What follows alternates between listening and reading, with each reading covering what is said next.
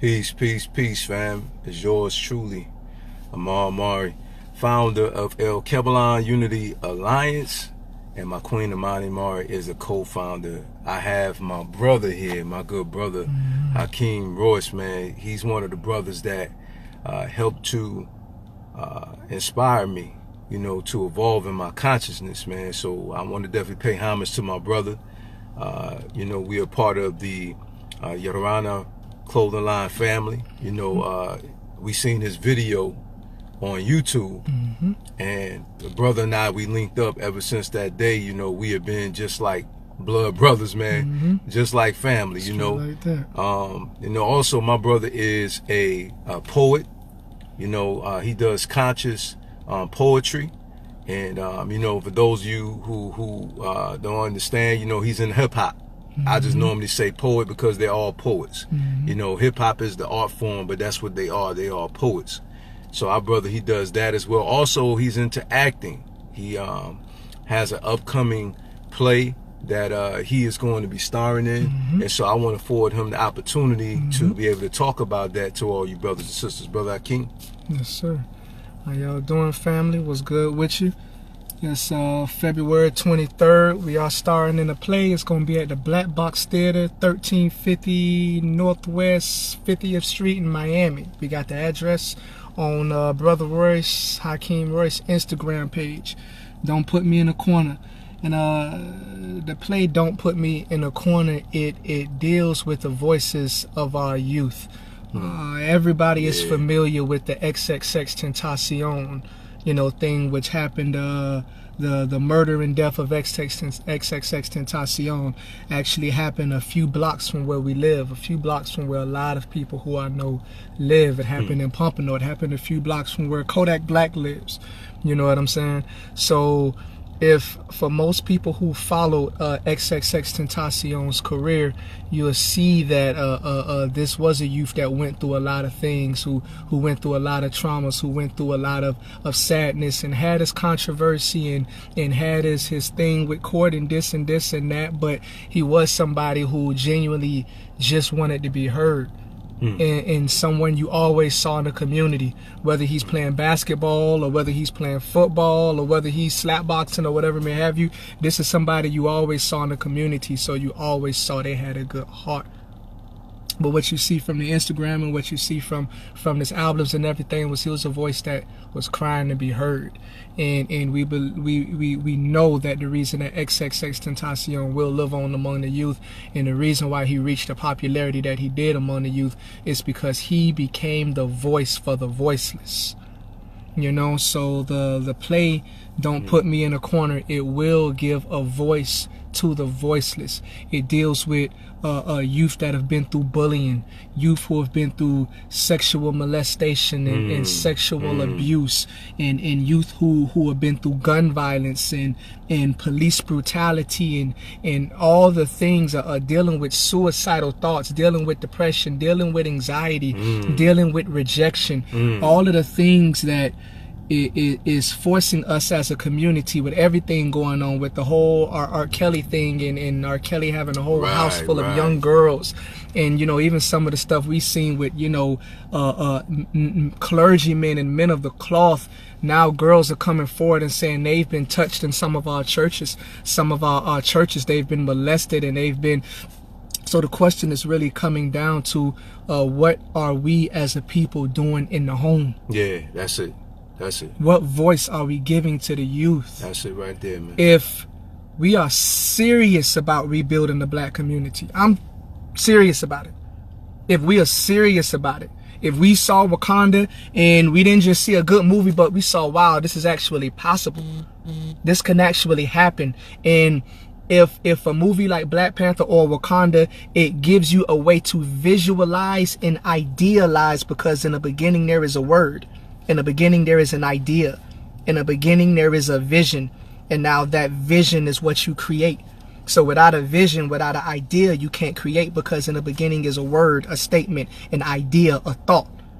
So if movies like Wakanda and Black Panther gives you that vision and gives you that idea of, wow, we actually can have a black nation, and we don't just have to be people dispersed throughout every other culture but our own, then we have to realize that the strength of the nation is based on the strength of that nation's family structure.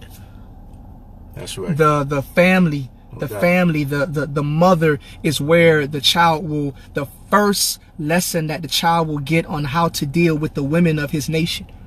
The father is the first lesson that the child will get in how to deal with the men in his nation, that the child will get on how to deal with the men in his nation. The mother is the first place that the daughter will learn how to be a woman of her nation. The father is the first place where a son will learn how to be a man of his nation.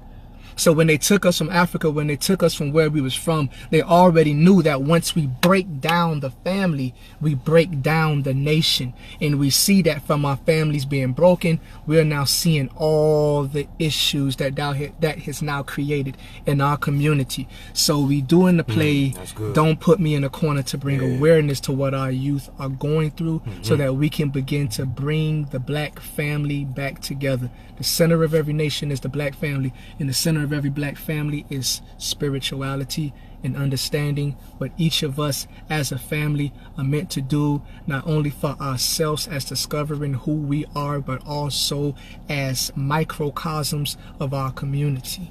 So that's what Don't Put Me in a Corner is. It's a play. It's directed by Miss Felicia, and it's an awesome play, and is there to bring a voice to the youth who feel like they've been put in a corner. So that's what we're doing. February 23rd, going down at the Black Box Theater, which is the Cary Meek Community Center. Going down February 23rd, 6 p.m.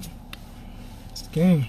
No doubt, man. That's powerful right there. Yeah. So as you can see, family, that, you know, there's some brothers out here that care. And see, I love the positive African imagery that we have in our community. And I wanted my brother to come on to advertise that, because we have a lot of mental trauma in our community. Big time. And the realization is that a lot of us act the way we act. We say what we say, we do, because we have been mentally traumatized. Yeah, whether it's post-traumatic slave disorder, you know, whether it's some of us have been molested, we've been raped. You understand? And this is serious here. Yeah. You know, when you have a hypocrite that's raped his own daughter, you understand? You know, this pastor raped his own daughter. You understand? You know, you have young men, you know, who have been molested. Yeah, by other men. You know, by other men. And girls that's been molested by other women. Right? You know, so we have to deal with the psychological trauma that is going on within our community. Because when you have a brother who another brother step on his sneaker and he's ready to fight, he's ready to pull out a gun. Listen, family, it's deeper than stepping on his sneaker. Right. It's something mentally wrong that's going on psychologically with our people. You know what I'm saying?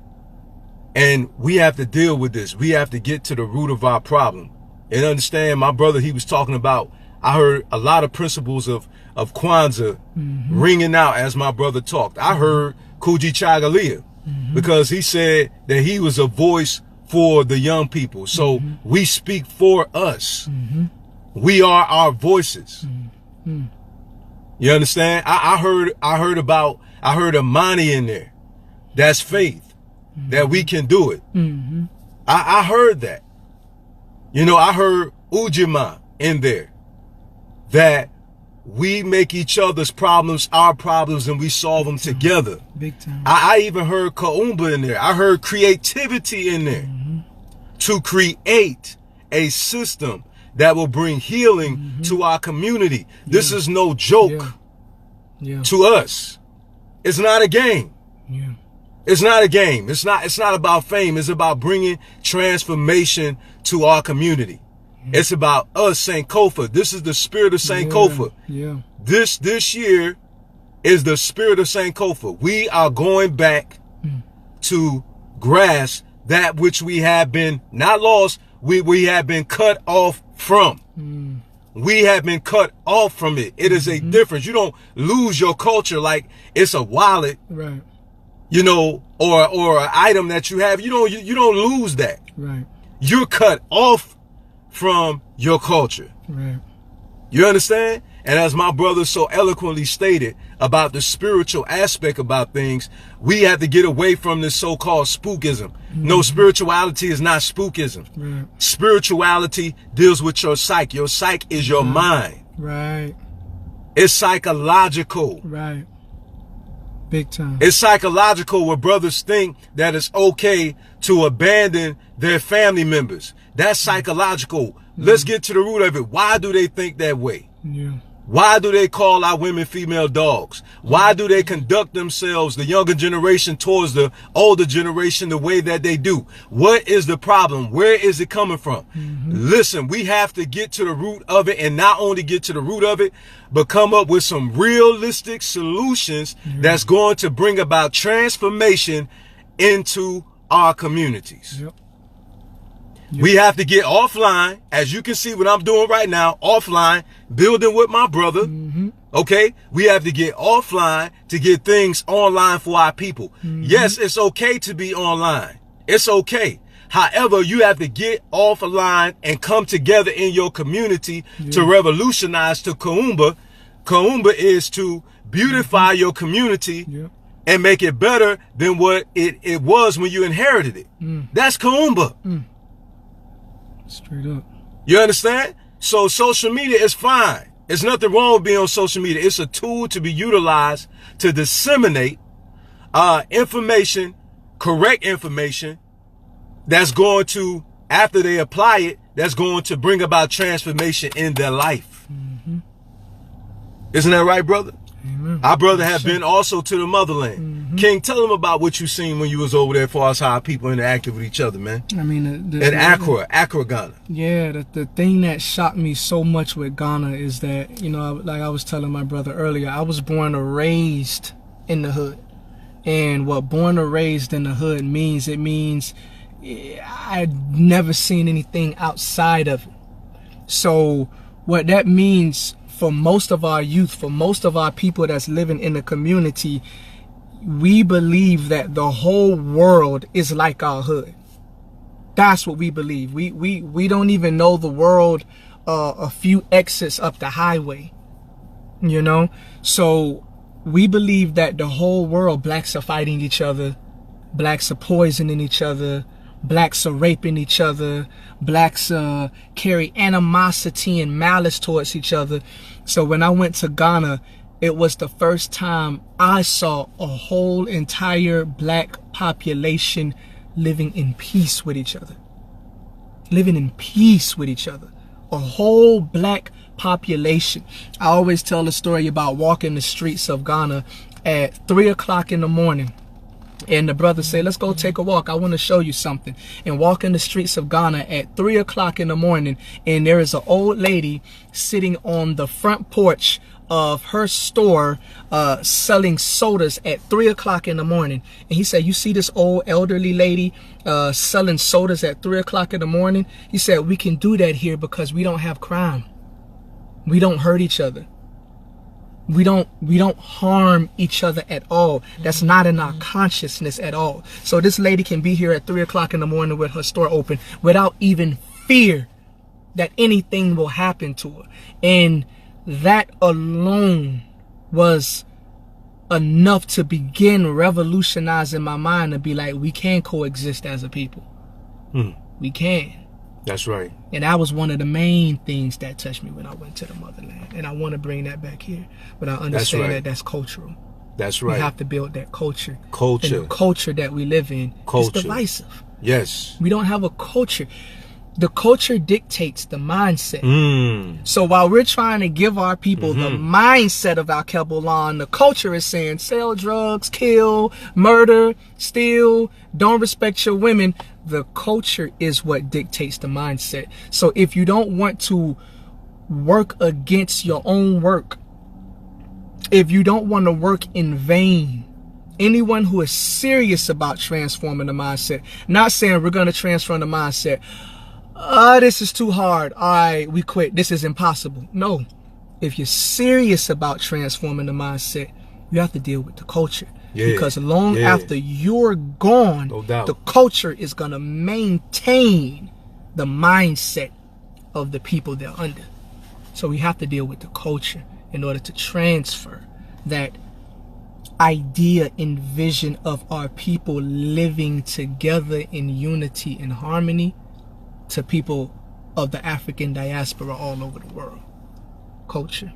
Indeed. For $1, we'll sell our souls out. Yeah. A man would buy a doghouse for his dog, but won't buy it for his child. What's that all about? Mindset. Think about that. Think about that. What's up with that? You know the athletes' players' stats, but you don't even know where your children's grades at. I want you to think about that. Cats talking about they're a warrior. They don't even know what a warrior is. King, a real warrior, take care of his wife and his kids and about his biz. That's what it is. Straight up. So that's the rhyme I had to put upon your mind. It's time for us to redeem the time and renew your mind. Straight up. I'm going to leave it right there. I'm going to leave it right there. I want y'all to think about that for a moment. Because we're in a serious state here. Listen, family, I don't think a lot of us recognize how serious this is. When you have to take a DNA test to find out who you are, I want you to think about that for one moment. We are so lost to the point where we don't even know exactly what distinct people that we come from. Do you understand how serious that is? We know we come from Africa, but we don't, a lot of us don't know exactly what people we come from. You're missing so much of yourself. So much of yourself. Thank you, bro. I saw a brother the other day, and he had face tattoos. But his face tattoos was, he had tattoos going around his eyes, going down his nose, and going down the side of his face. And when I looked at it, I instinctively knew, I said, it's his tribe. But because we're disconnected from our tribe, that brother may not even know why he wanted to get that. People don't realize that throw away your past, throw away the future, it doesn't matter, we're just all humankind. That is for someone who is merely existing. But your culture, where you come from, your tribe, your lineage, your people, it is literally in your DNA. It is the reason why you are the way you are. It is the reason why you do the things you do. There are things that you are doing right now that you don't understand, and you're sitting in the wrong church and they're telling you you're possessed by a demon. They're telling you something is wrong with you. Your psychiatrist is telling you there's something wrong with you. When you go back to your tribe, you go back to where you come from, and this was the way of life of your people. This goes all the way down to your diet. There are certain foods that you love because you come from a tribe that lived in a place where that food was prevalent. This is all a part of who we are. Yes.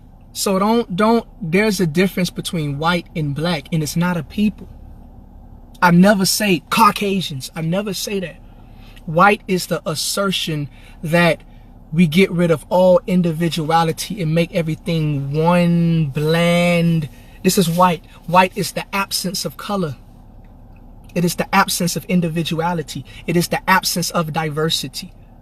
It is what everybody feels we should be aiming for. Everybody, one, no difference, no culture, because culture only creates division.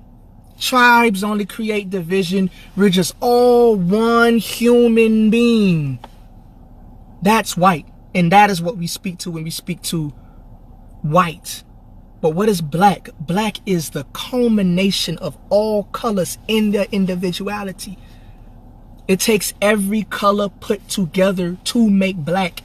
It takes a yellow being a yellow. It takes a purple being a purple. It takes a blue being a blue. It takes a brown being a brown. It takes a red being a red. It takes everything in its individuality, all working cohesively together to create the color black. And that is what we are. We're not saying that the assertion that we are all one human family is wrong. We're saying that the revelation behind how that looks, how that works, is in Alkebulan. Because Alkebulan was thousands, hundreds and thousands of different tribes, different cultures, different names for the Most High, all living as one unit. That's unity. Any unity that you have to get by stripping yourself of everything you are is false. The true unity is the unity that comes from all inclusive. So if you love me, don't love me for the part of me that's easiest to accept. Love me for all of me. My hip hop, my poetry, my public speaking, my dancing, my singing, my laughing, my locks. That is what it means. It's not us putting on suits and ties and getting brush cuts and getting nice tapes and looking all tailored for people to love us. You should love me when I'm in my traditional African garbs. Love me when I'm out there in the forest growing strawberries and growing fruits and I'm sweating from working hard all day. Love me like that. If I have to change who I am for you to love me, then your love is not truth. That is what it is. Truth comes before love. First, accept the truth of who I am. And if you can accept the truth of who we are as a people, then your love is real. No doubt. No doubt. And like the brother said, you know, we come from various people. Yeah. And, you know, for you Hebrew Israelite brothers out there, I love you. And sisters, I love you. But you need to also understand that everybody is not Hebrew. Just like everybody is not Zulu. Everybody is not, you know, Dogon and Ashanti. You know, we're not all that. We argue about foolish things. You understand? Things that's not going to transform our life. You understand? You know, so one thing I have to say is this right here is that just live your truth. That's it. Live your truth. That's it. You know what I'm saying? Live your truth. I don't have time to argue with somebody who's trying to debunk what I follow after. Right. I don't have time for that. You know what I'm saying? If you're not trying to learn, then we don't have nothing to talk about. That's it. That's just the bottom line. Because the facts are exactly that. You can't debunk a fact. Right. So they already lost trying to debunk a fact. So it's nothing, you know, for you to even talk about, because their mindset is to prove that you're wrong. You know what I'm saying? You can't prove something wrong. Right. So you already know they're not in their right mind. You're not coming because they're trying to argue with you about something that has historical data to back it up. Right. You know what I'm saying? It has facts to back it up. So, you know, there's nothing to talk about. Right. You know, whenever they're ready to learn, then they could come, you know, and talk to you. Right. You understand? But once you wake up to who you are, you don't let nobody deter you, you know, from subscribing to who you are. Don't unsubscribe to be liked or, you know, to get a lot of speaking engagements or to get people to embrace you. You know, as my brother said so well, you know, we have to stop compromising, you know, in all aspects. We compromise for money. We compromise for fame. You know, we compromise for people to like us, you know, and we got to become stronger mentally. And that's just the bottom line, man. You know, we have to learn how to deal with reality. And when you run away from reality, that's called psychosis. That means you refuse to accept what's real. And what's real is that before we were enslaved, we never follow after certain traditions. That's what's real. What's real is we never wore collar shirts. That's what's real. What's real is we never had bow ties. That's what's real. That's what's real. And I'm telling you right now, any African that dresses like this in modern day Alkebulan attire, they're not brainwashed. I guarantee you, for the most part, the ones you see who dress like that is because they've been colonized. That's the bottom line. That did not originate with us. That's not the way we dress. Right. You understand? That is not the way we dress. Okay? And I'm not knocking you if you dress that way. But my question to you is, why do you see something wrong with the way I'm dressed, the way my brother dressed? Why you see something wrong with that? Why do you think that's inappropriate? You have to ask yourself that question. So we got to get to the root of why we're doing the things that we're doing. You understand? You know, and we got to deal with this trauma that we have going on in the community, these perverts, you know, doing the things that they're doing, man. We got to get back to morality, and morality is one of the keys, but morality comes from the right teaching, the right education. Right.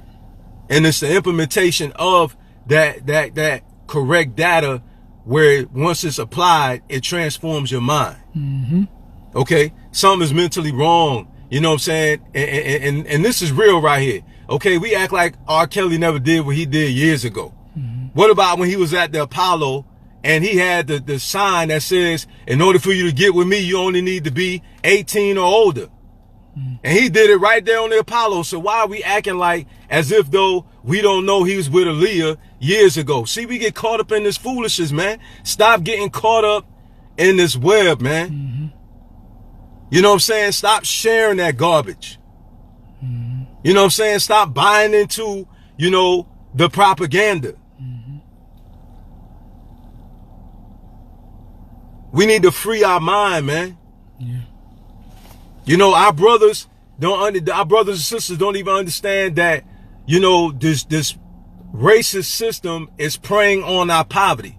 Why do I say this? They come to our neighborhoods with these $1 million contracts, you know what I'm saying, having our people to sign their life away. Them not understanding they being used as a puppet to be a tool to help to contribute to the destruction of our people. That's called self-destruction. Why? Because it's our own people teaching these things. It's our own men calling our women female dogs. It's our own women that claim the title female dog. It's our own men and women claiming the title nigger and calling each other nigger. It's our own people that's buying into this. And we are too foolish and too blind to understand you can't take a word that originated in negativity and make it positive. That's impossible. We weren't called niggas, we was called niggas. And that's a Cushite word for king. Nigga does not have any African root to it. No, it doesn't. That is not our language. That is not how you spell niggas. And let's just be frank about this. You only call the king king. Do you understand? We got to wake up.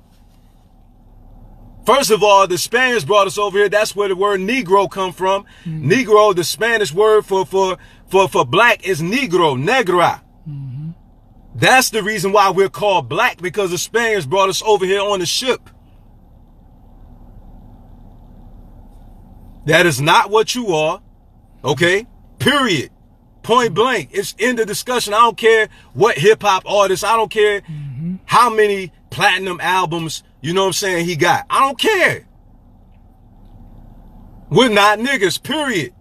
And you are not a female dog. So stop calling yourselves that. Stop embracing that, because you start living like what you embrace. You call yourself a nigga, you're going to act like a nigga, you're going to talk like a nigga, you're going to dress like a nigga, period. You call yourself a female dog, you're going to live your life beneath your privileged potential. You're greater than that. You're better than that. You're a king, you're a queen, period. Straight up. That's it. That's the bottom line. You know what I'm saying? So we need to wake up so our people can get up and be resurrected from the dead. Yeah. Because a lot of us dead out here. Yeah. We don't have any life in us. You know why? Because we're living in a Eurocentric world. The reason why we're so lost, we're so mentally lost, is because that's not the mindset we should be living by. Right. It's our own spirit fighting against these things. We're so confused. We're so lost. We're lost. We don't even recognize that we talk Caucasian, we dress Caucasian, we think Caucasian. You know what I'm saying? We live by Caucasian customs and traditions. If I'm wrong about it, prove that I'm wrong. We don't celebrate Easter and Christmas and the 4th of July, Memorial Day.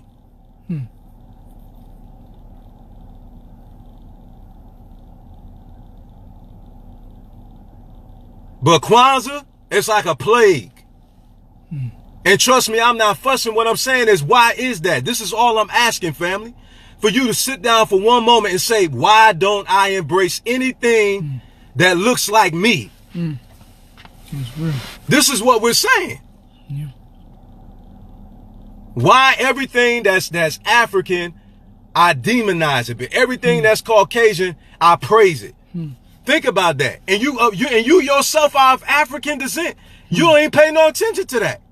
Demonize yourself. You don't pay no attention to the fact that you talk like a Caucasian, you dress like a Caucasian, you think like a Caucasian, you live like a Caucasian. You even tell your own children, don't wear their hair natural so they could get a job.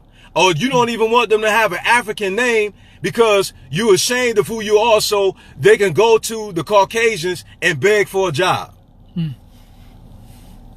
And we don't see nothing wrong with that. We don't even hear ourselves. We don't take out not one moment to just hear what we just told our child and children. In other words, don't act African, don't talk African, don't think African, don't live African, because nothing about African, and you are African yourself. Willie Lynch. All the way. They tell us don't even put our own people on commercials. They tell us don't put our own people on advertisement products. This is what they do. They make us think that we're not worthy. I'm tired of my people walking around like we don't have anything to be proud about. I'm tired of that. That's why James Brown came out with the song, I'm Black and I'm Proud. Yeah. And he said, say it louder. So guess what? I'm going to switch that. I'm African and I'm proud. Straight like that. I'm not apologizing about it. You understand? I'm not ashamed to walk around in our clothing. I'm not ashamed of that. In fact, we do real estate deals and I wear these clothes like I have right now. You understand? I'm not taking them off. If they can't accept who I am, I'll find a lender that can accept me for who I am, and I'm going to do my business. You understand? Period. Point blank. I'm not compromising for our brainwashed people, neither those brainwashed racist European people. And that's the bottom line. There is no cutting corners of being African. Period. Yeah, for real. There's no secret African life. No. You can't hide what you are. Look in the mirror. You're not hide behind those European clothes. You're not hide behind your grammatically correct speaking European language. And why are you so why are you so adamant about impressing them? Because you can't speak their language properly? Listen, family, you know why you don't? Because you're African. You don't speak their language properly. No wonder. Listen, why are you ashamed of that? It's not your language anyway. It's not your language anyway. What's your language? They should speak it better than you. They're Caucasian. They're European. They should speak English better than you. You're African. And we don't understand why we struggle with so many things. It's because we of African descent. It's in your DNA.